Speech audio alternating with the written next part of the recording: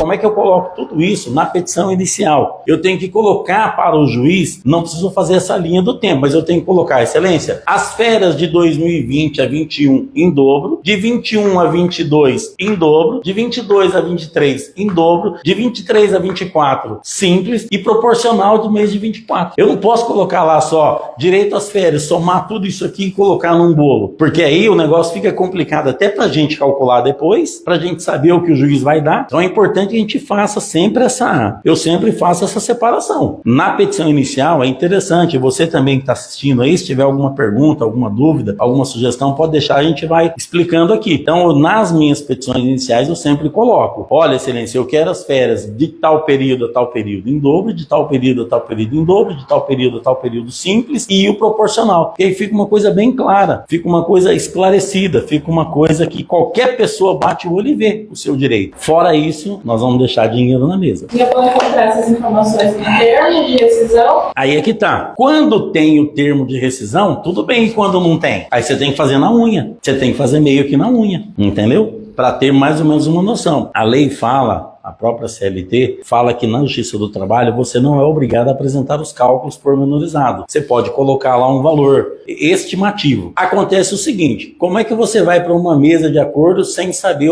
se as férias é simples ou em dobro? Então você tem que saber pelo menos a regra. Depois você tem que saber o salário da pessoa. Depois você tem que saber quanto seria aquelas férias, se ela seria simples ou em dobro. Porque senão a pessoa te oferece lá qualquer valor e a gente acaba às vezes aceitando porque não conhece a regra. E aqui é um risco para a empresa. Às vezes eu falo, olha, se reconhecer esse período todo, vai dar férias em dobro aqui, férias em dobro aqui, férias em dobro aqui. Você concorda que aqui eu dobrei a nossa chance de aumentar o valor do processo com uma informação simples. Agora, eu tenho que saber como que calculo e como que eu identifico essas férias em dobro. E muita gente não sabe, assim como eu não sabia também. Eu não aprendi lá na faculdade. Ok? Então, já passamos por rescisórias, né? Já passamos como é que calcula as férias. Agora, entrar nas horas extras. Você sabe que uma vez eu fui fazer uma audiência em Mojimirim e eu peguei um advogado, inclusive um advogado renomado, conhecido, e chegou na hora de fazer o cálculo, ele começou a fazer os cálculos tudo errado. E a gente estava fazendo uma proposta de acordo, né? Era uma proposta para encerrar a causa. A empresa falou que pagava as verbas rescisórias e o advogado começou a somar tudo errado. Não somava os 40%, não somava o aviso prévio, não somava a projeção do aviso prévio. E eu só fui deixando ele fazer a conta. Consolidado, eu particularmente não gosto, né? Não acho bacana. Agora vamos lá, horas extras é outro tema bacana também, muito interessante. É um dos pedidos que eu mais gosto de fazer nas ações. Eu acho que é onde que a gente realmente acaba obtendo o êxito e o valor econômico das ações estão nas horas extras. E aqui é importante você saber identificar como é que eu apuro essas horas extras, como é que eu calculo essas horas extras. Muita gente também não sabe, assim como eu também não sabia. Então vamos lá, primeira coisa, as horas extras é o seguinte, você tem que pegar o salário do cidadão, o salário do reclamante. Olha que interessante aqui, ó. Nós vamos pegar o salário e vamos dividir o salário de 3 mil, que é esse que a gente estava utilizando aqui, certo? Vamos pegar esse aqui, de 3 mil. Eu faço uma divisão por 220 horas. Alguém calcula aí para mim, por favor? Então eu tenho 13,63 por hora. Isso aqui, se a gente está falando então de um salário de 3 mil reais dividido por 220 horas, que é o tanto de horas que o trabalhador faz no mês na empresa. Quanto custa cada hora para ele trabalhar? Ou seja, ele trabalhou uma hora no dia, quanto ele tem para receber? 13,63. A hora de trabalho. Quanto que é 50% desse valor aqui? Calcula aí, doutora Letícia, por favor, já tá com a máquina na mão aí. Vai dar 6,80 aqui, arredondando, né? Então vamos lá. 6,80. Esse é o adicional. Quanto que dá o total agora dos dois aqui? 20,43. Muito bem. Via de regra, cada hora extra desse trabalhador vai custar, no mínimo, R$ 20,43. Isso aplicando apenas os 50%. Eu me contento só com 50%? Não. O que eu tenho que fazer para saber se ele tem mais algum direito? Eu vou lá na convenção coletiva de trabalho. Todas as vezes eu tenho que olhar? Todas as vezes eu tenho que olhar. Porque a convenção coletiva de trabalho, ela pode ampliar o direito do trabalhador. Às vezes você vai olhar lá, eles vão falar assim que a hora extra é 60%. Eles podem falar que a hora extra é 70%. Eles podem falar que a hora extra é 80%. Eles podem falar que se forem 2 horas é 60%. Se for passar de 2 horas por dia, vai para 70, 80, 100. Então eu tenho que olhar lá. Existe alguma convenção coletiva que abaixa o valor? Não, porque a CLT não permite. Então a CLT já fala, mínimo de 50%. Então é importante a empresa estar atenta a isso. Agora, vou no detalhe da pegadinha, que eu já peguei vários casos aqui no nosso escritório, vários, não foi nenhum nem dois. De onde é que eu parto para fazer o cálculo das horas extras? De qual verba? A hora que eu olho lá no salário da pessoa e ela tem o salário base, né? O salário base é 3 mil, mas ela recebe periculosidade, ou insalubridade, ou adicional noturno, ou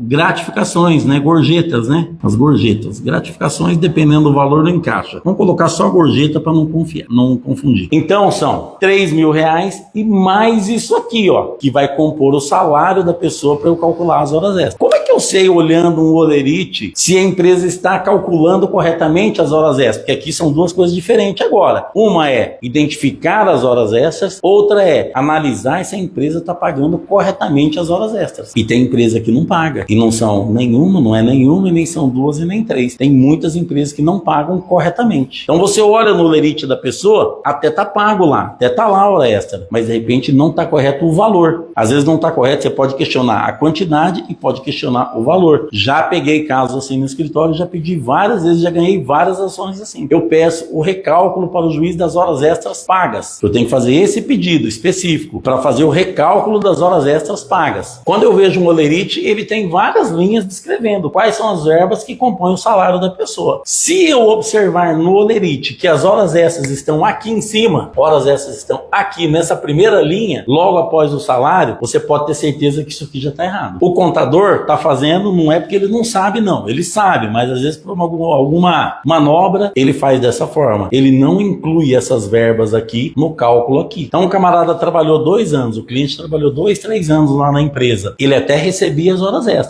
A quantidade está correta? Sim. O que não bate aqui? O valor. Aí como é que eu faço esse pedido específico para o juiz? Eu pego 1 ou 2 ou 3 meses, faço o cálculo e vejo lá, falo, excelência, aqui a empresa pagava para ele 30 horas extras por mês, mas o valor não bate, porque é o seguinte, olha, o salário dele era 3 mil, dividido aqui, aqui, aqui, a empresa pagou para ele os 20,43, excelência. Acontece o quê? Que ele trabalha em um lugar perigoso, ele tem adicional noturno, isso aqui compõe também o cálculo. Então eu faço o cálculo dessa forma correta e mostro para o juiz como que a empresa está pagando. Então você está vendo que são duas coisas diferentes, que a gente precisa ficar atento também, que muita gente acaba passando batido. Muitos advogados acabam passando batido. Por quê? Porque às vezes não conhece isso aqui, não sabe como é a formação da base de cálculo da área trabalhista. Eu meio que fazia de tudo, né? E a gente está começando, você também que está assistindo a gente na internet, às vezes está começando. Qual o percentual que é o reflexo, sabe?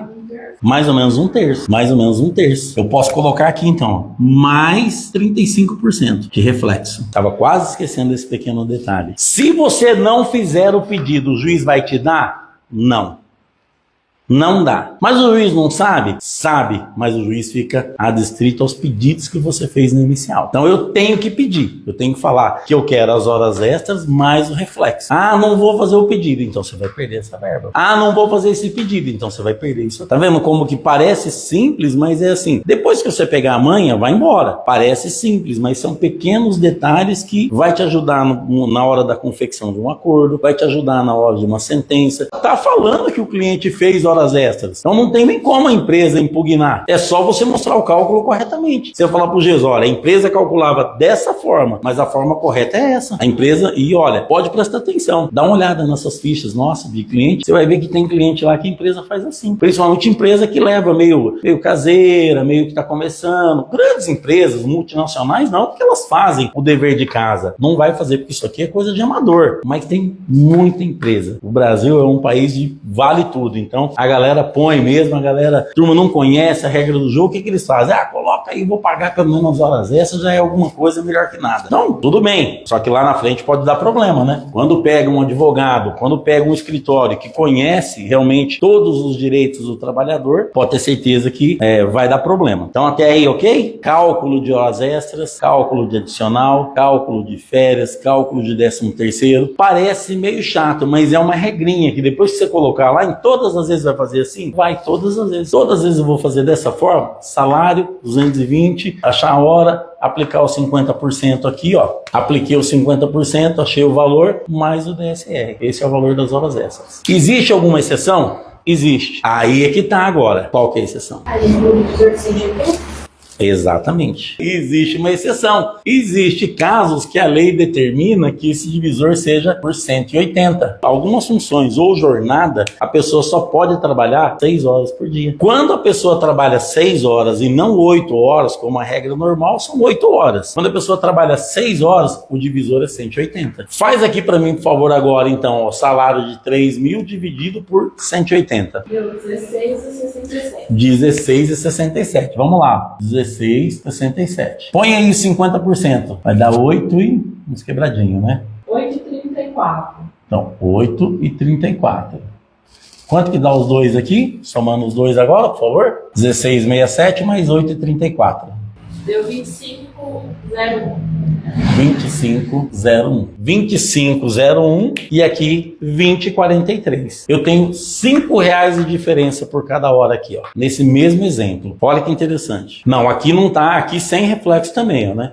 Aqui, ó, sem reflexo e sem reflexo. Então, só mostrando só a diferença dos dois aqui, ó. Tenho 20 aqui e 25 aqui. R$5 só aqui por hora trabalhada. Então, quem trabalha em turno ininterrupto de revezamento, esse é o melhor, que eu adoro. Quem trabalha dessa forma, tem que trabalhar só 6 horas por dia. E o que é trabalhar em turno ininterrupto de revezamento? São as pessoas que trabalham nos três turnos, ou seja, matutino, vespertino e noturno. O cara trabalha de dia e trabalha de noite, de forma alternada. Essas pessoas têm que trabalhar 6 horas por dia. E olha que lindo, eu fui para uma audiência um dia aqui em Paulínia. Para quem não sabe, né, a gente é aqui do interior, né, falar para quem está assistindo em casa. Eu fui fazer uma audiência aqui em Paulínia e foi interessante, porque a gente estava sem testemunha. Em princípio, o ônus era nosso, né? Depois a gente vai falar sobre inversão de ônus de prova. O senhor tinha trabalhado, não lembro se agora, 1 ano numa empresa, e ele trabalhava de caminhoneiro no sistema 12/36, ou seja, ele trabalhava 12 e folgava 36, trabalhava 12 e folgava 36. Até aí tudo bem, jornada válida, beleza. Acontece que esse camarada, ele trabalhava uma semana de dia, outra semana de noite. Uma semana de dia, outra semana de noite. Uma semana das 6 às 18, outra semana das 18 às 6. Quando veio esse processo na minha mão, na hora eu já comecei a dar risada. Porque,